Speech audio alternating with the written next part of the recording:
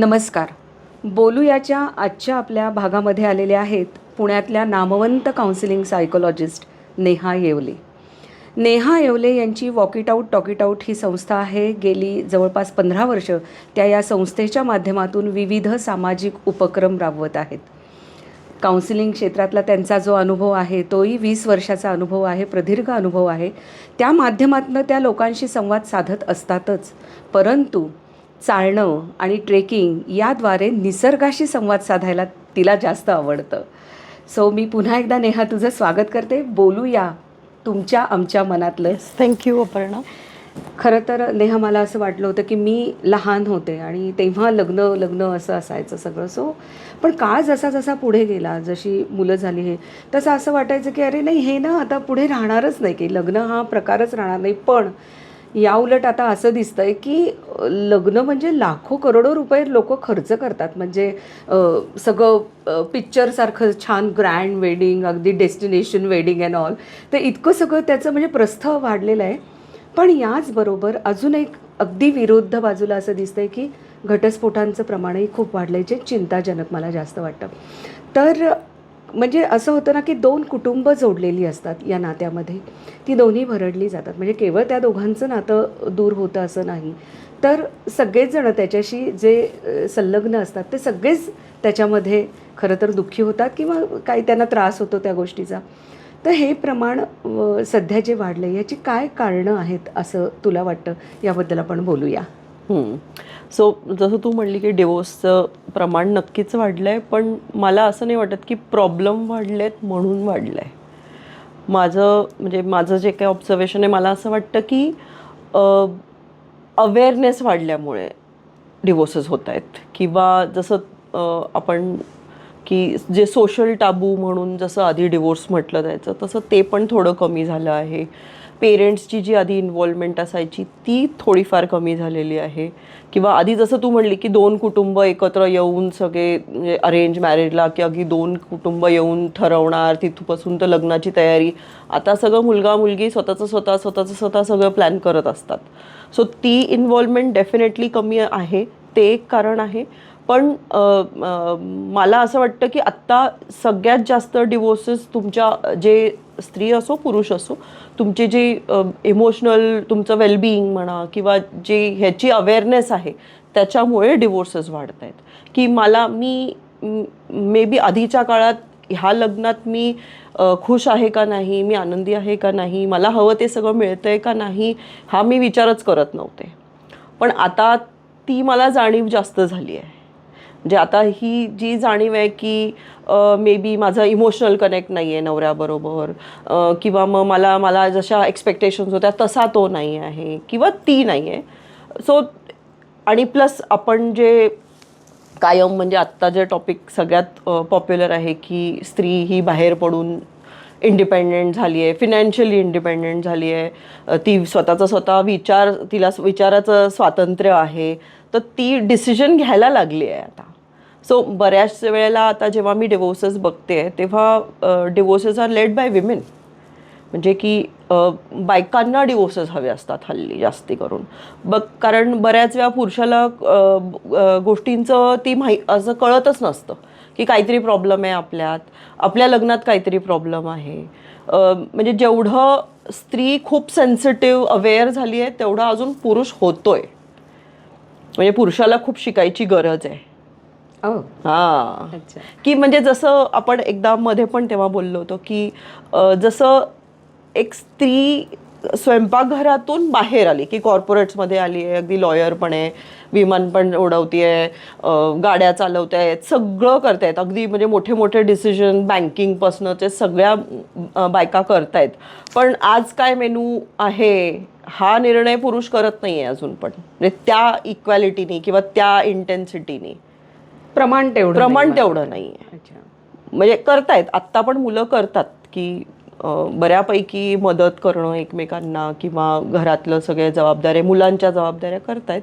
पण तरी पण जेवढं पुरुषांना अवेअरनेस पाहिजे तेवढा झालेला नाही आहे.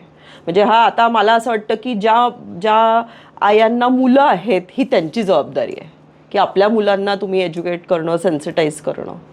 अच्छा. कारण मुली आता तशा ऐकणाऱ्यातल्या नाही आहेत की हो बाबा तुम्ही म्हणलात बसा की त्या बसणार आहेत, तू आज जॉब करू नको की मी घरी बसले, तू आज कोर्स सोड तर मी घरी बसले, तू आज हे सोशल मीडियावर टाकू नको ओ. तर मी टाकणार नाही, हां. असं आता राहिलेलं नाहीये. बंधन बंधन आता मुली सहन करणार नाहीये कुठल्याही प्रकारचं. बरोबर. आणि याच्यामध्ये जसं तू म्हटली की पालक ठरवत नाहीत, पण अजून एक मला थोडंसं असं वाटतं की बरेचदा असं होतं की एकच मुलगी असते, त्यामुळे तिच्या प्रत्येक गोष्टीमध्ये उलटं लुडबुड जास्त होते. असंही होतं? असे काही लोक तुझ्याकडे येतात?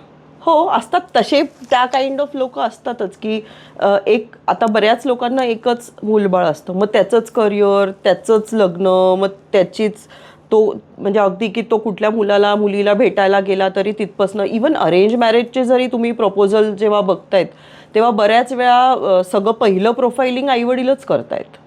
सो आपण जर का मग म्हणतोय की आपण आता प्रोग्रेसिव्ह आहोत, आपण पुढे चाललोय, तर मग ती जबाबदारी पण मुलांनी त्यांची घ्यायला पाहिजे.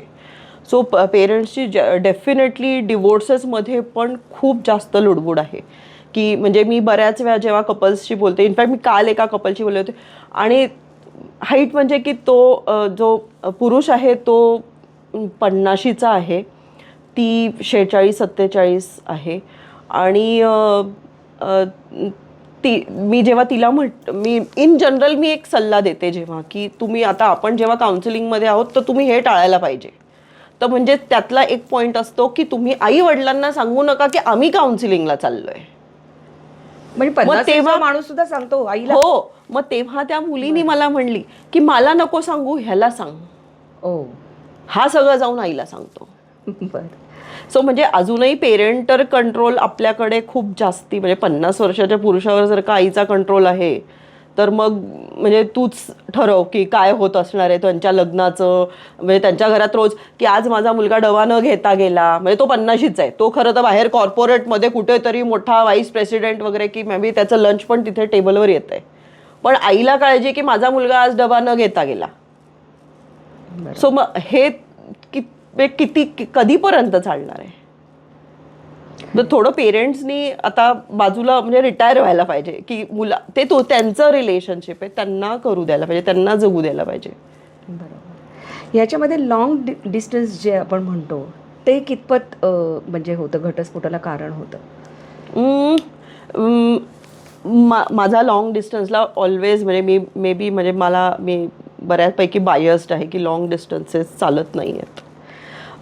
माझ्याकडे खूप सारे कपल्स येतात आणि खूप उत्साहाने येतात की ती तिकडे जाणार आहे आता शिक्षणाला, म्हणजे अगदी तरुण, अगदी म्हणजे मास्टर्सला जाणारे, म्हणजे 25 वगैरे वयापर्यंतचे जे कपल्स असतात ते पण येतात की ती 3 महिन्यात जाते, ती विसरून जाते ह्याला लिटरली. म्हणजे अशा खूप केसेस मी बघते की लॉंग डिस्टन्स चालत नाहीत. म्हणजे अगदी वयाचं त्याला बंधन नाही, आणि अगदी तुम्ही मिडल एजमध्ये पण जर का तुम्ही नवीन रिलेशनशिप करायला जाताय आणि तुम्ही लॉंग डिस्टन्सपासून चालू करताय तर ते चालणार नाही आहे. हां, तुमचं आता लग्न झालं आहे आणि काही कारणामुळे तुमच्या वन ऑफ द पार्टनर जर का जायला लागलं कुठे आणि तुमचा तो डिस्टन्स क्रिएट झाला आहे फॉर काही काळासाठी, तर ठीक आहे. पण लॉंग डिस्टन्स म्हणजे की ती तिकडे मुंबईला राहते आणि मी पुण्यात राहतो, किंवा तो US ला राहतो आणि मी इंडियात राहते, हे इट डझंट वर्क. अच्छा. आणि अजून एक होतं की पूर्वी जसं मी म्हटलं की एक कॉमन फॅमिली असायची, एकत्र कुटुंब असायचं, त्यामुळे सुद्धा मला असं वाटायचं की कुणीतरी समजावलं आहे बाबा. काउन्सिलर हा म्हणजे काउन्सिलरकडे जाणं सुद्धा एक हे वाटायचं, लोकांना टॅबू वाटायचं की नाही हे जातात म्हणजे काय, हे म्हणजे असं काउन्सिलिंग करतात म्हणजे काय, इतकं होतं ते. आता कारण त्यावेळी कसं होतं की बुवा एक एवढ्या लोकांचं कुटुंब सहज काही झालं की 25-30 जण एकत्र येणार, चर्चा करणार, त्याच्यातनं काहीतरी सोल्युशन निघायचं आणि मग ते तसंच पुढे चालू. आता ह्याच्यामध्ये दोन्ही गोष्टी होत होत्या, एक तर छान आनंदाने ते सुखाने नांदू लागले जसं गोष्टीमध्ये असतं तसं तरी होत होतं, किंवा मग बुवा एक कोणीतरी सफर होत ते चालू की बुवा मुलांसाठी म्हणा किंवा समाजासाठी म्हणा, आपण म्हणतो सबसे बडा रोग क्या कहेंगे लोग, तर तसं होतं. आता असं झालं आहे का की लोकांना म्हणजे मुलांना स्पेशली समाजाचं दडपण तेवढं राहिलेलं नाही, असं वाटतं का तुला? वेगळ्या वेळेने दडपण आहे समाजाचं. बरं. की जसं आधी होतं की शेजारचे पाजारचे काका काकू किंवा तुमचं काहीतरी समाजाचं ग्रुप आहे, असं काही असायचं. आता मी म्हणजे वेगळ्या वेनी प्रेशर सोशलचं आहे की सोशल मीडियाचं प्रेशर आहे आपल्याला, किंवा की बाबा ते गेले हॉलिडेजला आणि मग ते मॉरिशसला गेले, ते बालीला गेले, मग आपण जात नाही आहे, किंवा मग तो तिच्याबरोबर फोटो काढून घेतोय, तुला जमतच नाही आहे माझ्याबरोबर फोटो काढायला. म्हणजे हे सोशल प्रेशर खूप आहे. सो म्हणजे ह्यालाही मी सोशल प्रेशरच म्हणते, जसं तू वेगळ्या टाईपचं सोशल प्रेशर म्हणत होतीस, पण आत्ता हे जास्त राहिलं आहे. आधीचं जसं तू म्हणायची की काका काकू मामा मामी काय म्हणतील, हे थोडंफार नक्कीच संपलेलं आहे. अजूनही काही समाजांमध्ये किंवा काही गावखेड्यांमध्ये म्हणा, किंवा अगदी पुण्यात सुद्धा, की अगदी कोथरूडसारख्या जागी सुद्धा मला अशा फॅमिलीज मी बघते की हो मग आमच्याच शेजारच्या काकू असं म्हणल्या, की मग तो तुझा नवरा येतच नाही आहे, किती दिवस झाले दिसला नाही आहे. म्हणजे हे अजूनही आहे. पण या सोशल प्रेशरमध्ये सोशल मीडियाचा खूप मोठं प्रेशर आहे. तू जे मगाशी म्हणलीस की लग्न मोठे मोठे होत आहेत, त्याचं मेन कारण सोशल मीडिया आहे. की म्हणजे ते विधी वगैरे राहिले बाजूला, तिकडे त्यांचे फोटोशूट आणि रील्सवरच जास्त सगळं वेडिंग शूट. एक्झॅक्टली.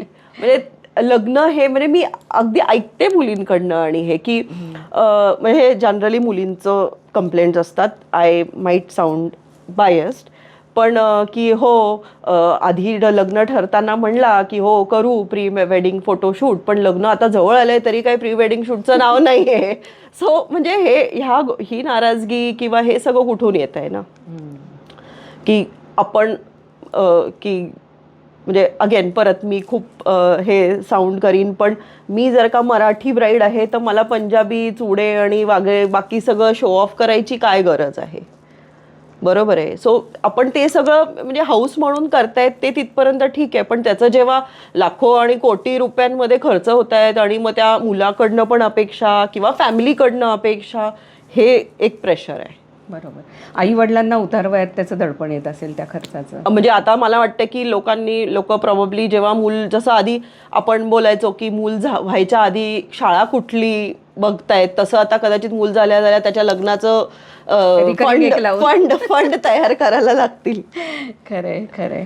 सो लग्न खूप मोठी मोठी होत आहेत, आणि जेवढी मोठी लग्न होत आहेत तेवढी ती पटकन मोडतायत. म्हणजे हे परत अगदी म्हणजे काय म्हणावं की मी जितक्या वेळा बघते की म्हणजे एक मी अशी केस पण बघितली होती की जिथे मुलगा त्याच्या साखरपुड्याच्या जे फंक्शन होतं इव्हेंट, तो एक काहीतरी संध्याकाळी 7 वाजता होता, तो 4 वाजता माझ्या ऑफिसमध्ये वॉक इन की मला हे लग्न करायचं नाही आहे, मला घरून प्रेशर टाकलं आहे. मी त्याला म्हणते बाहेर थांब जरा, थोडा आपण बोलूयात.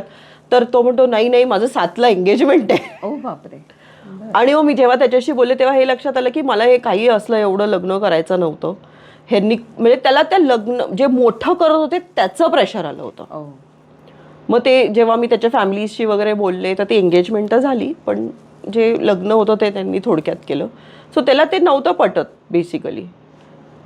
सो फिनॅन्शियल प्रेशर खूप आहे. लग्न हे इटसेल्फ म्हणजे तुम्ही ऑफकोर्स पूर्ण लाईफ तुम्ही फिनॅन्सेस आणि ह्याची जबाबदारी वाढणार आहे, पण ॲट द सेम टाईम लग्नाचा इटसेल्फ खर्च किंवा लग्नानंतरचा हनीमून, मग त्याच्यानंतर कुठे राहायचं, काय राहायचं, कुठली गाडी घ्यायची, हे सगळं खूप जास्ती प्रेशर आहे आता मुलांवर. म्हणजे तरुण पिढीवर खूप प्रेशर आहे. खरंय खरंय.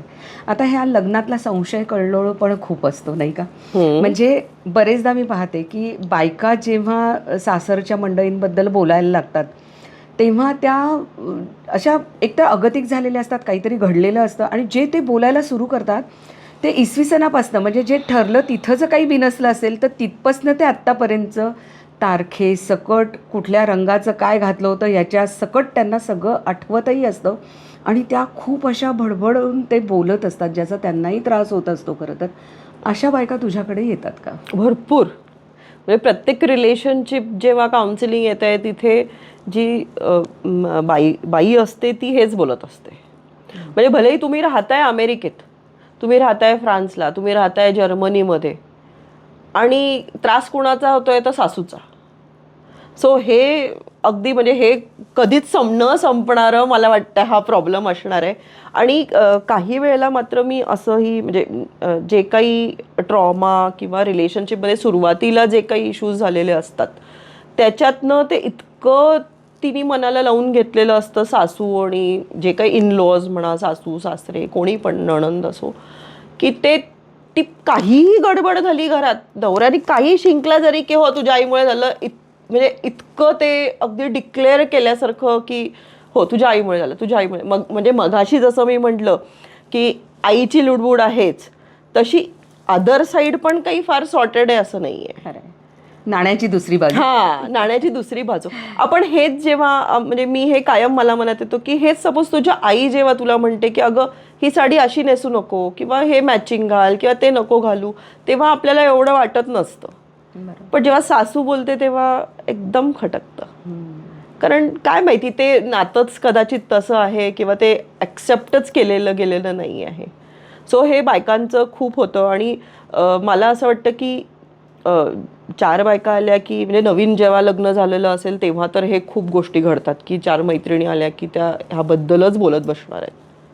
पण मग त्याच्यात वयोगट दिसतो का तुला, की बुवा एक मेनोपॉजच्या जवळ आलेल्या बायका हे जास्त त्यांना ह्याचा त्रास होतो असं काही वाटतं का? मेनोपॉजला आलेल्या बायकांना जास्त ह्याचा त्रास होईलच असं नाही. There are many more factors then, की हा वन ऑफ द फॅक्टर असू शकतो एखाद्या म्हणजे वाईफ किंवा एखाद्या हाऊसवाईफ किंवा एखाद्या स्त्रीच्या आयुष्यात, की सासू किंवा इनलॉजचं.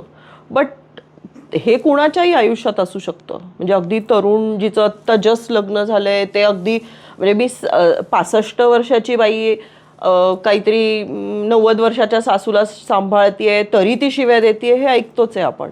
म्हणजे की तुमचं सगळं मी बेडमध्ये करते तरी पण तुम्ही हॅपी नाही आहात. म्हणजे ते संपतच नाही आहे, ती जर्नी आहे.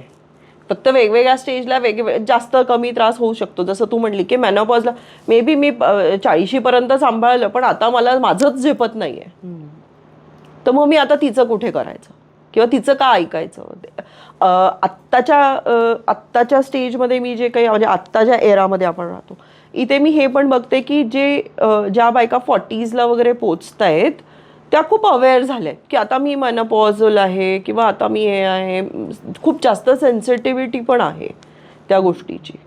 सो कधीतरी ते मेनोपॉजशी रिलेटेड नसेल तरी आपल्याला वाटत असतं की ते मेनोपॉजशी रिलेटेड आहे किंवा घरच्यांना पण वाटू शकतं की हां हे मेनोपॉजचं हां ही मेनोपॉजल आहे. म्हणजे जसं ते पिरियड्सच्या वेळेला बायकांना डिक्लेअर केलं जातं की हो हिची चिडचिड होते, तसं मेनोपॉजच्या वेळेला पण डिक्लेअर केलं जातं की हां ही अशी आहे. साधारण 2015पासून व्हॉट्सअपची दुनिया सुरू झाली. व्हॉट्सअपची दुनिया सुरू झाल्यानंतर एक असं दिसून आलं की बुवा जुने ग्रुप्स तुमचे अचानक तुम्हाला कनेक्ट झाले, that school kind of love and all. तर मग हा परत मग त्यांच्या आयुष्यात फिरून नव्याने येणारी ती किंवा येणारा तो हे सुद्धा काही अंशी घर तुटायला कारणीभूत होतंय का? अगदी आहे. खूप प्रमाण वाढलेले आहेत की जे आधी मी कदाचित कोणी शाळेतला कोणी मित्र असेल किंवा एखादी माझी मैत्रीण असेल तर ती माझ्याशी त्याचा काही कनेक्ट राहत नव्हता. पण आता भरपूर कनेक्ट्स होतात. रियुनियनमध्ये भेटलं जातं. रियुनियन म्हणून ते बदनाम झालेत रियुनियन जाता की की रियुनियनमध्ये म्हणजे हे तुमचे परत अफेअर्स आणि ह्याच्याकडे तुम्ही वळताय असं ते म्हटलं जातं आहे. सो डेफिनेटली की तुमचा कनेक्ट वाढलेला आहे. पटपट मेसेज करता येतात. पटकन फेसबुकवरनं एखाद्या व्यक्तीला तुम्ही शोधू शकता, कनेक्ट करू शकता, परत मेसेज करू शकता. सो जे आधी थोडंसं बंधन होतं ते आता म्हणजे रेस्ट्रिक्शन होतं. रेस्ट्रिक्शनपेक्षा चॅलेंज होतं की एखाद्या व्यक्तीला शोधणं एवढं सोपं नव्हतं. पण आता खूप सोपं आहे कारण शाळेचे ग्रुप्स असतात तिथे सगळ्यांचे नंबर असतात इझिली. खरं आहे. पण जग जवळ आलं तरी मनं जवळ आलेली नाही आहेत. आपण आत्ता बघतो की आत्तासुद्धा जर आपण चेक केले फेसबुक किंवा हे किंवा बातम्या जर चेक केल्या तर बायका जे बोलतात ते बुवा मैत्रिणीपाशी बोलतील, मित्रापाशी बोलतील आणि त्याच्यातनं किंवा नाही त्या व्यक्ती तिसऱ्या बुवा गिरी जी सुरू आहे तिकडे जाऊन बोलतील. पण जिथं मेन येऊन बोलायला पाहिजे की तुम्ही नवऱ्याशी स्वतः सामंजस्याने बोला, नसेल तर बहिणीशी बोला, जे रिअल कनेक्ट तुमचा आहे किंवा काउन्सिलर आहेत त्यांच्याकडे जा. आणि ही जी आपण बघतो की अचानक हे बातम्या येतात की अरे हे भोंदूगिरी झाली, हे बायकांनी असं केलं वगैरे, तर तो एक हे जे की बायकांनी कुठं नेमकं बोलायला पाहिजे आणि किती बोलायला पाहिजे. बायकांनी पहिले तर आपल्या पार्टनरशीच बोलायला पाहिजे ना, नवऱ्याशीच बोलायला पाहिजे की तिला जे काही प्रॉब्लेम्स आहेत ते, किंवा इव्हन अगदी पुरुषाला प्रॉब्लेम असेल तरी त्यांनी पहिले त्याच्या बायकोला सांगायला पाहिजे की मला काय हवंय. मी हे प्रत्येक वेळेला म्हणते की मला प्रेम हवंय असं म्हणू नका. प्रेम कसं हवंय, काहीतरी ॲक्शन्स आहेत, काहीतरी बिहेवियर आहे की ज्याच्यातनं मला तुझं प्रेम दिसलं पाहिजे. सो मग तुम्हाला त्या बिहेवियर त्या व्यक्तीला शिकवायला लागणार आहे की मग तू येताना माझ्यासाठी काहीतरी घेऊन ये, किंवा आज माझा बर्थडे तर तू असं कर. तुम्ही त्याला थोडंसं शिकवू शकता, क्लूज देऊ शकता. तुमची जी रोमॅन्सची डेफिनेशन आहे, तुमची जी समजून घेण्याची डेफिनेशन आहे, ती त्याला शिकवायला पाहिजे किंवा त्यांनी तिला शिकवायला पाहिजे. सो हे जे इमोशनल डिस्कनेक्ट जो असतो त्याच्यामुळे ह्या गोष्टी घडतात. की मी सपोज तुला म्हटलं की अपर्णा माझं डोकं दुखतंय अगं आज, तर तू म्हणणं हो अगं तुझं सारखंच डोकं दुखतं. मग हे कुठे, मग मी परत येऊन तुला सांगणार आहे का की माझं डोकं दुखतंय? नाही. सो हे असं कपल्समध्ये घडतं. म्हणजे अगदी माझ्या सेशनमध्ये सुद्धा म्हणतात की होईचे पिरियड झाले की ही चिडचिड कटकट करते. पण मग तू समजून घे ना थोडं. मग पिरियड, मग तिला आराम दे, तिची काळजी घे, मुलांना सांग तिची काळजी घे, काही तुमच्याकडे नोकर चाकर असतील त्यांना सांगा काळजी घे, काहीतरी तर करा. नुसतं म्हणजे डिक्लेअर करून मोकळं होत आहेत. किंवा तुमचे जर का मी तुला सांगते की मला काहीतरी दुखतंय आणि ती फिलिंग तू ऐकूनच घेतली नाही आणि आधीच रिजेक्ट केली, तर मग मी परत तुझ्याकडे येणार नाही ना. मग मला कोणीतरी रात्री 10 वाजता मेसेज केला की हाय हाय कशी आहेस, जेवलीस का, तर मला ते बरं वाटतं. मग का नाही वाटणार? आणि तसंच पुरुषांचंही आहे की हां मग तू थकलास का, अरे तुला आज पण उशीरच झाला, मग मी तुला सांगितलं होतं येताना ते घेऊन ये, ते पण आणलं नाही, अगं मग तू का नाही ऑर्डर केलं, मग नाही मी पण विसरले. म्हणजे ह्या अशा हे जे तुमचे रोजचे टिप आहेत ह्याच्यातनं तुम्ही रात्री कोणी तुम्हाला विचारलं की आज तुला का रे उशीर झाला, की मग ते छान वाटतं. बरोबर. सो मग ही आपुलकी आणि ही सेन्सिटिव्हिटी, कंपॅशन, हे जर का आपण आपल्या रिलेशनशिपमध्ये आणू शकलो तर मग हे जे तू म्हणतेस की डिवोर्सेस होत आहेत, लग्न टिकत नाही आहे, ते होणार नाही. खरं आहे.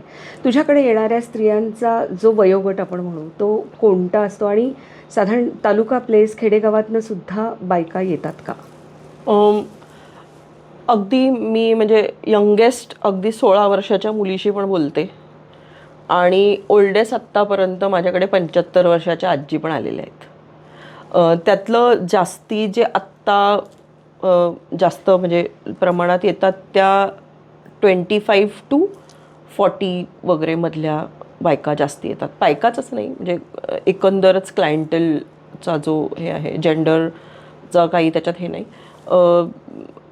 25 to 45 हे जास्त आहे.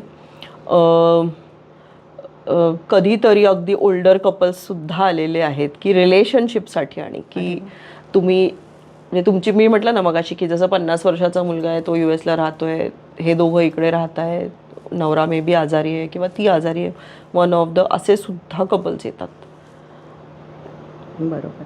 मग याच्यामध्ये आता जे तू पुण्यामध्येही इथे काउन्सिलिंग करतेयस किंवा ऑनलाईन ऑफलाईनसुद्धा तू करतेयस, तर जे प्रॉब्लेम्स जसं तू आता म्हटली की इथेही 50शीचेही येत आहेत किंवा 70चेही कपल्स येत आहेत, तर ते तुला ॲब्रॉडही तू काउन्सिलिंग करतेय, तर इथले प्रॉब्लेम्स काही वेगळे आहेत का आणि तिथले प्रॉब्लेम्स काही वेगळे आहेत का? थोडेफार वेगळे आहेत डेफिनेटली, पण फारसा काही, कारण आपणच तिकडे गेलेलो आहे ना. आपण आपलं माइंडसेट आपण इंडियनच घेऊन तिकडे गेलेलो आहे.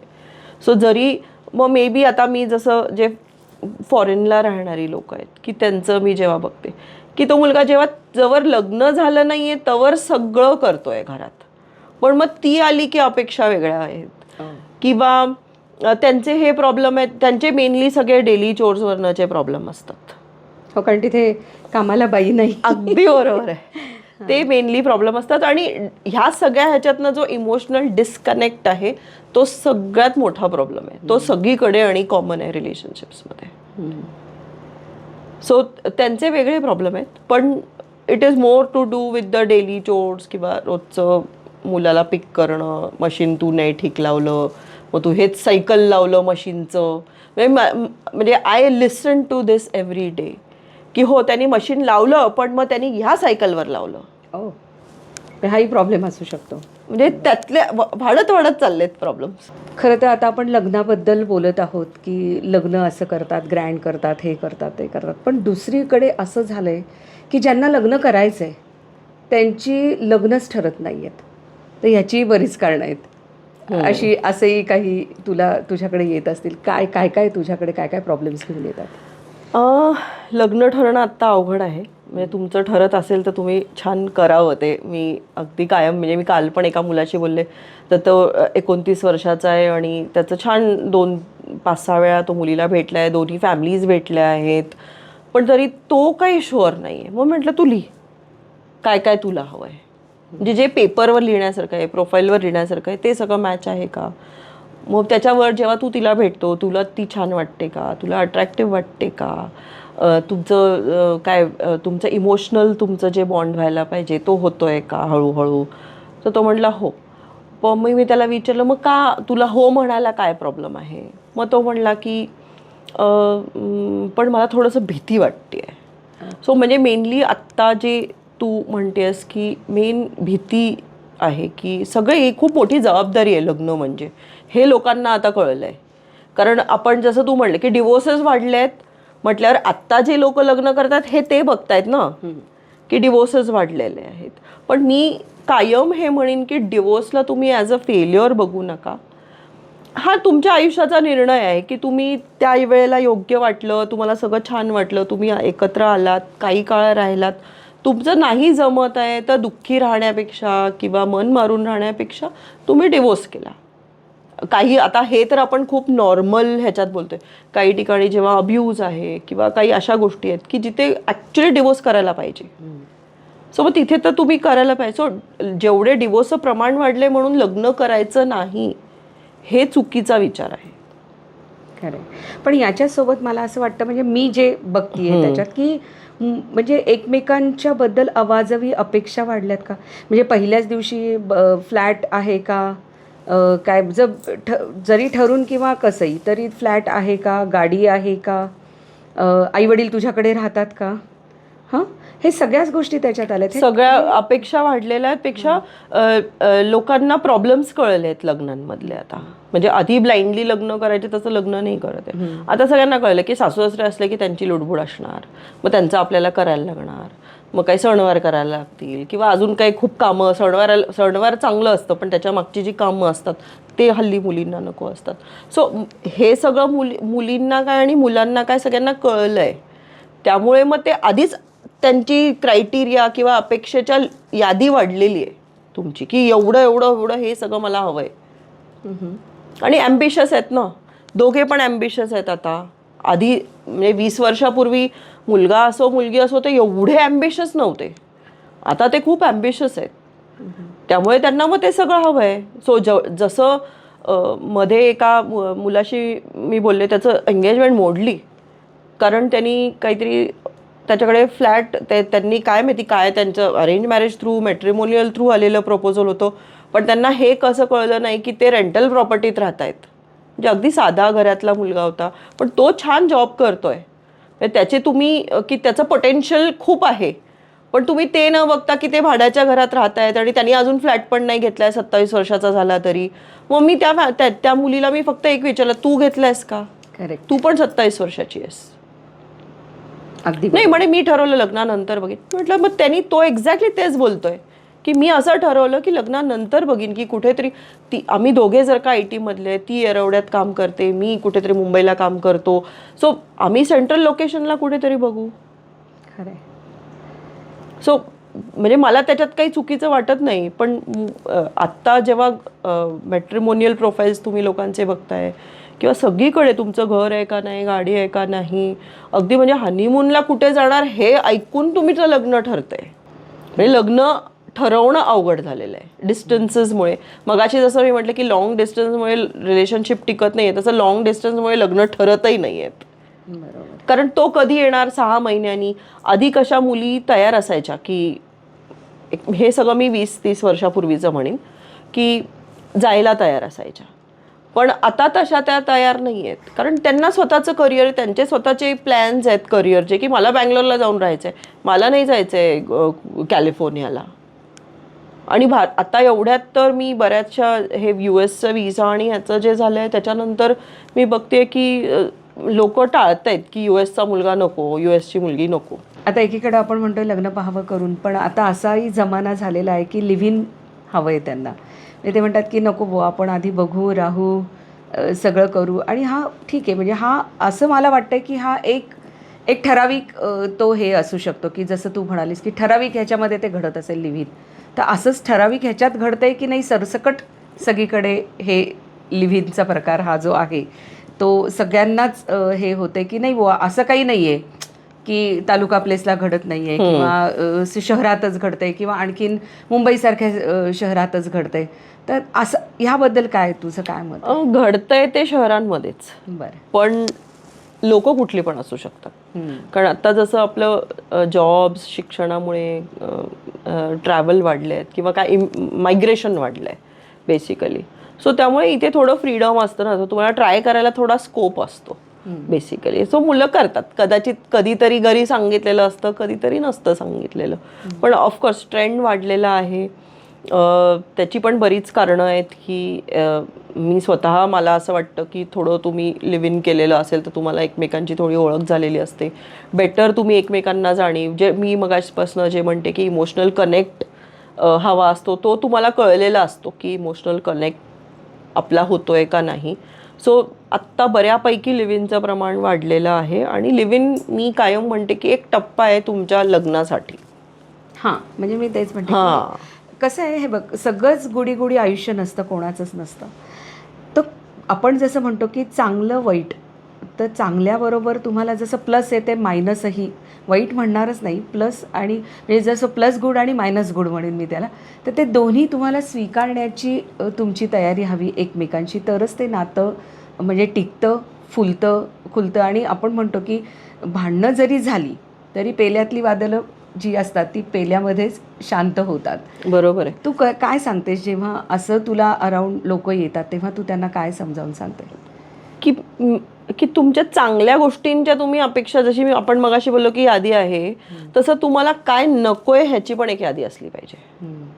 की मला हे अजिबात नकोय या व्यक्तीमध्ये, की मी ज्या मुलाशी लग्न करणार आहे किंवा मुलीशी लग्न करणार आहे हे मला ॲब्सोल्युटली क्रॉस आहे, ह्याची यादी जास्त महत्त्वाची आहे.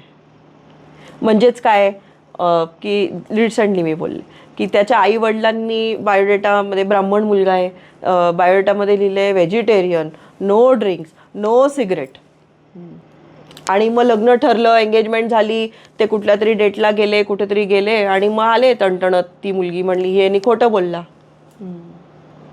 मग तो म्हणला अगं माझे आई वडील म्हणले म्हणून मी केलं. पण आता तुला कळलंय ना, अजून तर लग्न व्हायचं आहे.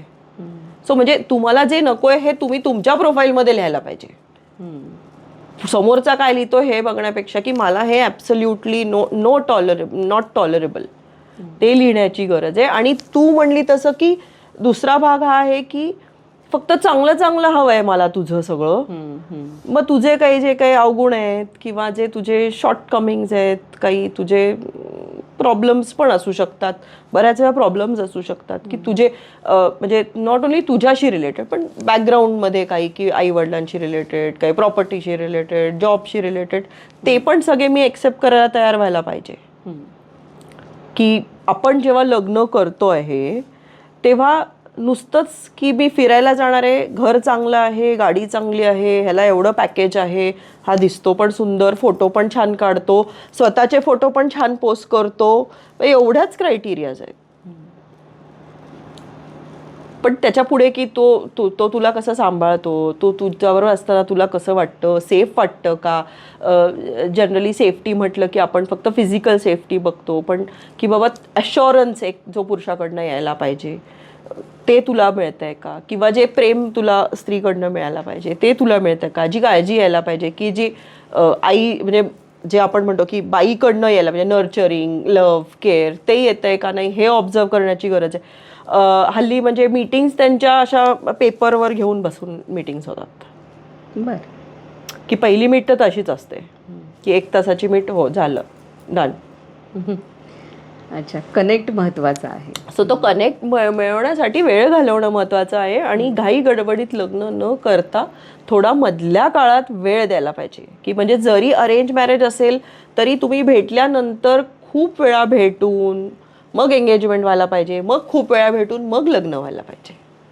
थोडा एकमेकांना वेळ देऊन हां, म्हणजे अगदी लिव्ह इन नाही केलं तरी थोडा वेळ, एक मी तर म्हणेन माझ्या म्हणजे इफ मला कोणी लिबर्टी दिली तर मी म्हणेन की हो, वर्षभर तुम्ही छान भेटा, फिरा, एकमेकांना जाणून घ्या, एकमेकांच्या फॅमिलीज जाणून घ्या आणि मग लग्न करा.